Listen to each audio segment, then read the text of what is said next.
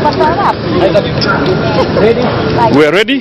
So, ladies and gentlemen of the media, tuko hapa na CAS Interior, Mheshimiwa Dado, tuko na RC wetu, tuko na Rashid, Regional Police Commander. We have leaders, the MP for Likoni, Mheshimiwa Mishi, Mheshimiwa Senator wa Mombasa, our women rep, Mheshimiwa Asha Huseni, na Abdul Samad Sharif Nasser, the area MP for this area.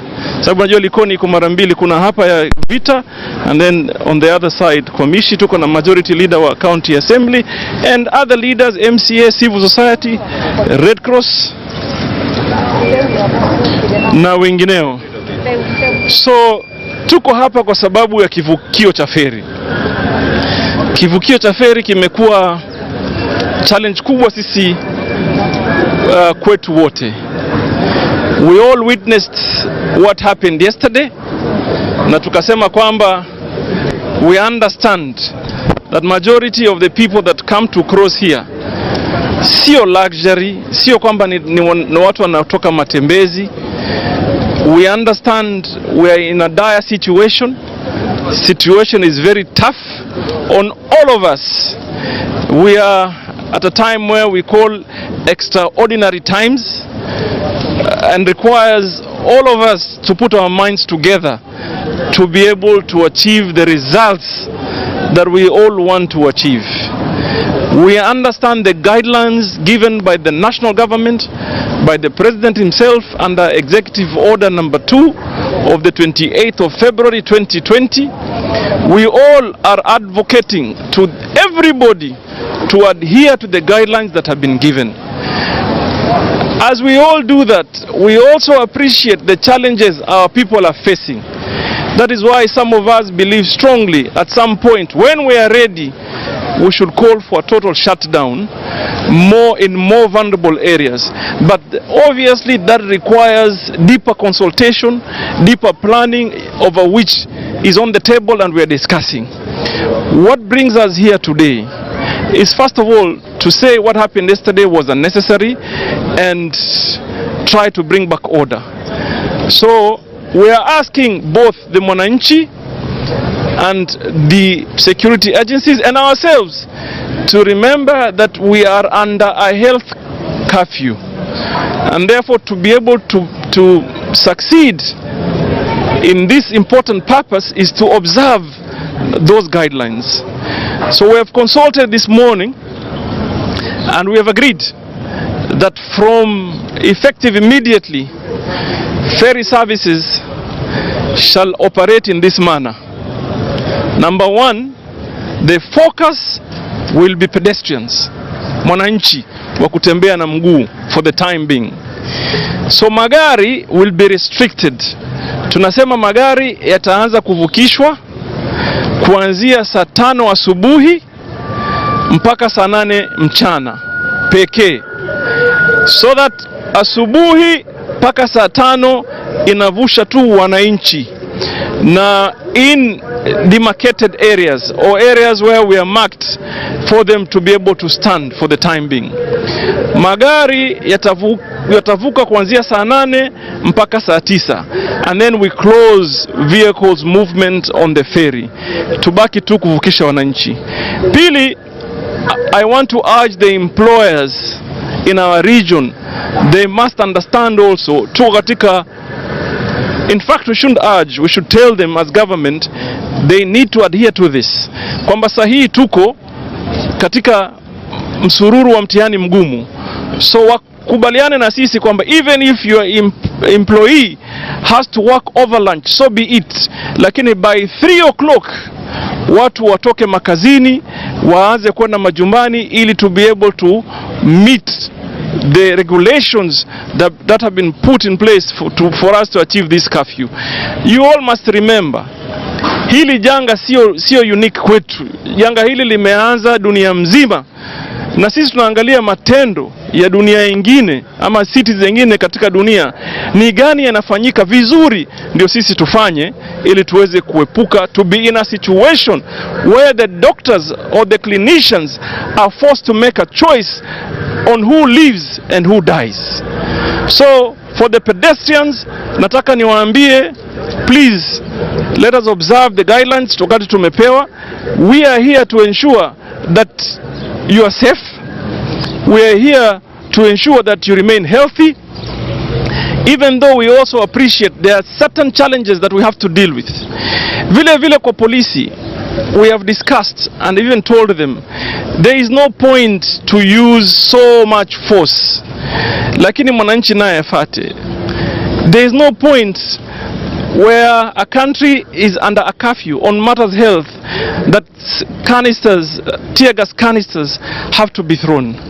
There's really no reason as to have a situation where Wainaina there was being rungu for no reason.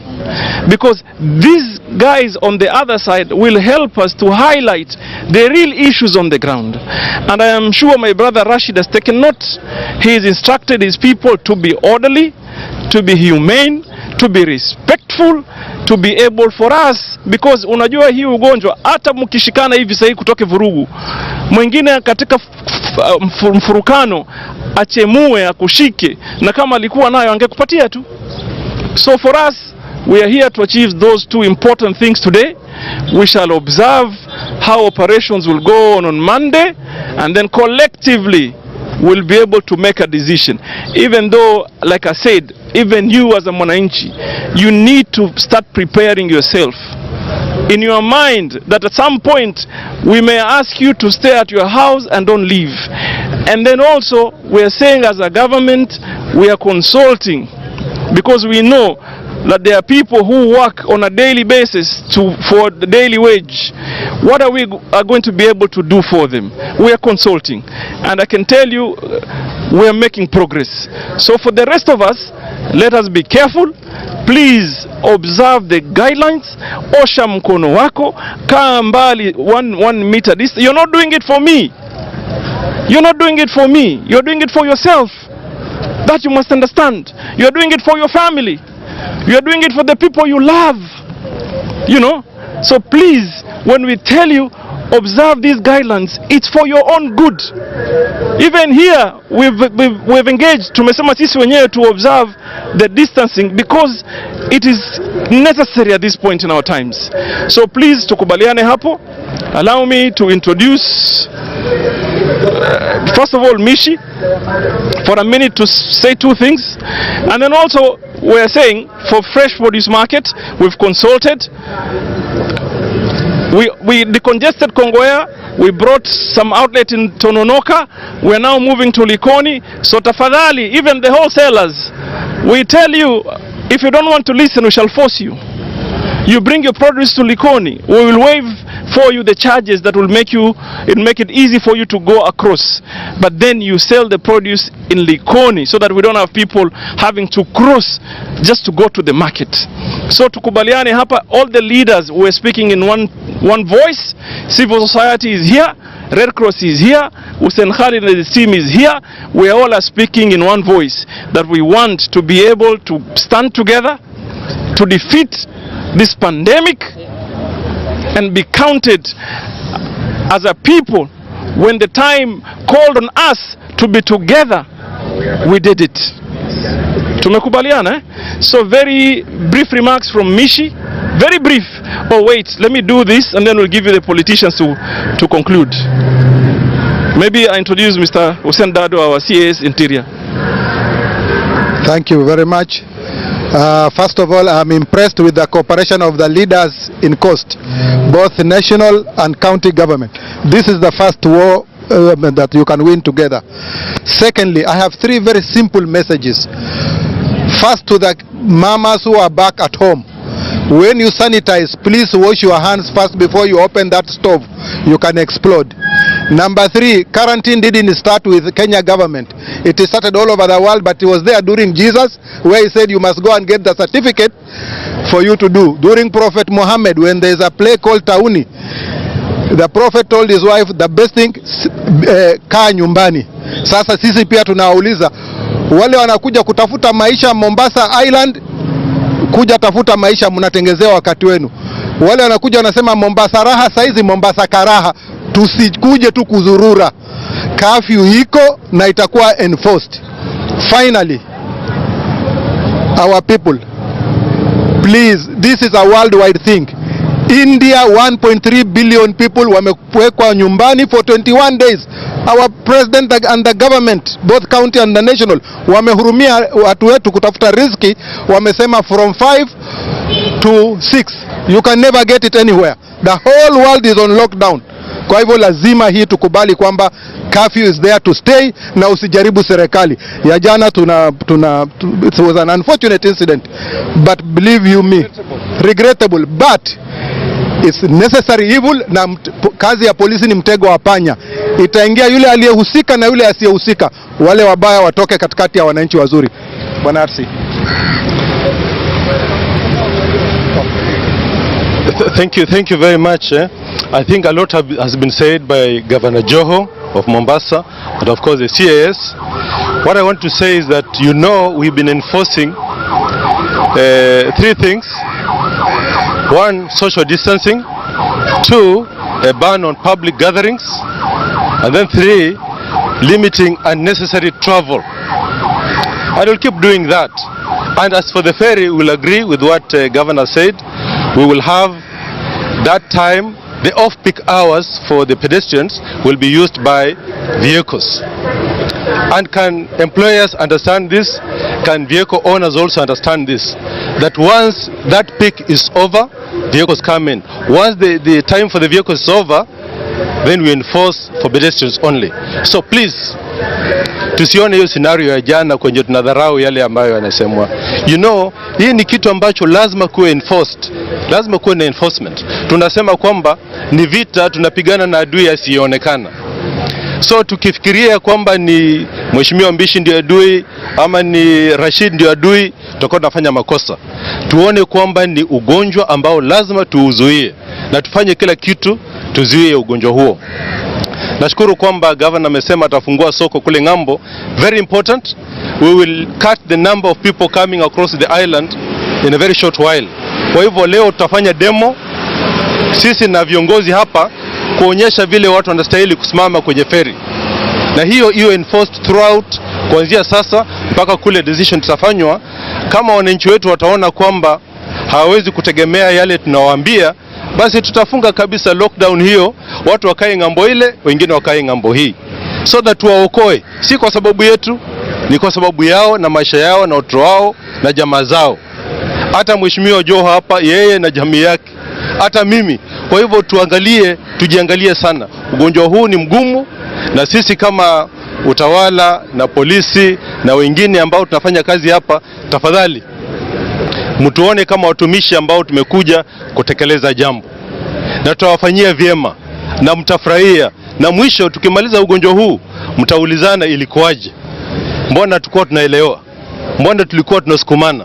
Lakini itakuwa tumejiepua, tutakuwa tumejiponya, tutakuwa tumekaa ngangari kuitumikia nchi yetu. Asante sana. So the message is, do it for yourself. If you don't want to do it for yourself, do it for your family. If you don't want to do it for your family, at least do it for the people you love. So please stay at home. Mishi, very briefly, yeah? We will tell you very briefly. We want the good of everybody to discuss. Mimi kwanza nataka niseme pole sana kwa yale ambayo yalitokea jana, na mimi nasema kufanya kosa si kosa, lakini kurudia kosa ndiyo kosa. Na niambie wananchi kwa jumla, janga hili ambalo limetukumba ni janga letu sote sisi kama Wakenya. Na sisi kama Wakenya lazima kila mtu achukue tahadhari. Usione ile kujifinika ukafikiri unamfinikia gavana ama unamfinikia rais. Ujue unajifinikia wewe mwenyewe. Kama kina mama Waislamu, sisi watu tunavaa niqab. Mtu unavaa ile tunasema ninja. Hii ni wakati mwafaka ambao tunatakana tuendeleze hiyo kuvaa ninja, kwa sababu hiyo pia inaweza kukusaidia na haya maradhi. Na pia nataka nizungumze mimi kama mbunge na wabunge wenzangu wengine niko nao hapa. Tumekuwa na mazungumzo ile tunaita online bunge. Tumekuwa na mazungumzo tuweke proposal ambayo hata katika zile pesa za NGCDF, zile pesa ambazo ni za emergency, tuweze kupata sheria ambayo itaweza kusaidia iwapo kutakuwa na lockdown na yale matatizo muhimu ambayo yanatakikana kusaidia mwananchi yule wa chini, mwananchi ambaye saizi amekumbwa na shida nyingi sana. Tuweze kuona pia hizo pesa zetu zitaweza kusaidia. Pia vile vile nataka nizungumzie mambo ya polisi. Najua curfew imewekwa saa 1 na nimshukuru sana gavana, jana baada ya kumwambia matatizo yetu aliweza kucommunicate na hiyo curfew ikaweza kupelekwa mpaka saa 2:30. Na tunajua ino Ferry ndio itakuwa ina determine ile curfew ya side ya Likoni itakuwa vipi. Kwa hivyo polisi isiwe ino ni tumo ya kwamba sasa tumepata mrija wa kuchukua pesa kwa wananchi, kwa vijana, kwa sababu kuna hiyo curfew. Let us use the curfew positively, ikuwe ni curfew ya kuweza kupambana na corona, isiwe ni curfew pengine wengine wataumia. Kwa hivyo nataka niseme sote kwa pamoja, provincial administration, county government of Mombasa, sisi wabunge tuko pamoja na tunazungumza na sauti moja, na sauti yetu ni ya kuhakikisha we had only 2 cases, zibakia hizo cases 2 na hao wagonjwa wapone na tusikuwe na kesi nyingine yoyote. Na zile neighboring county, let us coordinate katika ile mikakati ambayo tunafanya, because if Kwale will not do some measures and Kilifi will not do some measures, sisi Mombasa hata tukifanya vipi itakuwa ni shida. All the counties, neighboring county, all the 6 counties in the coast region should coordinate together to a joint effort kuhakikisha kwamba no to corona na hatutaki corona. Asanteni sana. So it's actually a press conference, not a wanasiasa mkafanya public rally. Mheshimiwa Ashu Abdulswamad, okay. Very briefly. Kwanza nataka kuwajulisha tu ya kuwa haya maafikiano ni maafikiano yetu sote, viongozi ambao ni wa kisiasa na wa utawala pia vile vile, na tu kuwajulisha kwanza ndugu zetu ambao ni mapolisi, sio wote ni wabaya, lakini tu waweze kupatiwa ile nidhamu inaoweza kufaa katika wakati huu. Ni wakati mgumu kwa kila mtu, lakini tusiufanye uwe ni wakati mgumu zaidi kwa sababu ya mambo ambayo yanaweza kuepukika. Kwa wale ambao kwamba ni ndugu zetu, raia wenzetu, tunawaomba, tunawanyenyekea, ikiwa huna jambo lolote la kufanya, jaribu kuepuka na mambo ya kurandaranda bila mipangilio. Tumeweza kukubaliana na kuafikiana ya kwa priority ya kwanza katika Ferry itakuwa ni raia. Kwa hivyo kuanzia asubuhi ile ikianza ile hadi muda wa saa 5 itakuwa ni raia peke yake.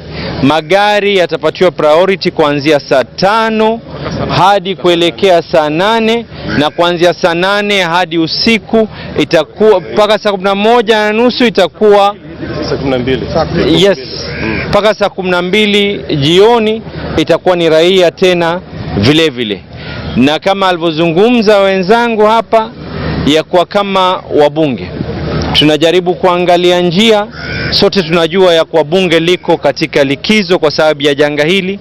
Nimezungumza na speaker na nielezea kwa Ministry of Health officials, wanajaribu kuangalia njia bunge liweze kuregeshwa, lakini isiwe ni maradhi kwa watu wote, kwa sababu hatuwezi kujua nani na nani ametoka wapi. Ikiwa tutaweza kurudi, tutaweza kufanya vikao viwe vipi, na tukiweza kuweka vikao vile, tuangalie njia mwafaka ya kubadilisha zile standing orders, kukubali ya kwa bunge liweze kuendeshwa online, na pia vile vile fedha za CDF ziweze kutumika kuweza kusaidia kununua vyakula ikiwa kuna jambo lolote la lockdown, tuwe watu wetu wameweza kupata vyakula katika majumba yao. Na pia vile vile ile program ambayo sote tunakubaliana nao ya rais ya Inua Jamii ya fedha zile ambazo kwamba zilikuwa zimewekwa ya universal health care ziweze kuwa reallocated to the Ministry of Interior, ili fedha zile ziweze kutumika kama vile njia inavyotumika ya fedha za wazee, ziweze kutumika, vyakula viweze kufika katika mashinani. Langu ni kuwasihi tena wenzetu, tuweni na umakinifu na tuangalie na tujali ya kwa yale tunayoyafanya yanaweza kudhuru wengine. Asante. Asante.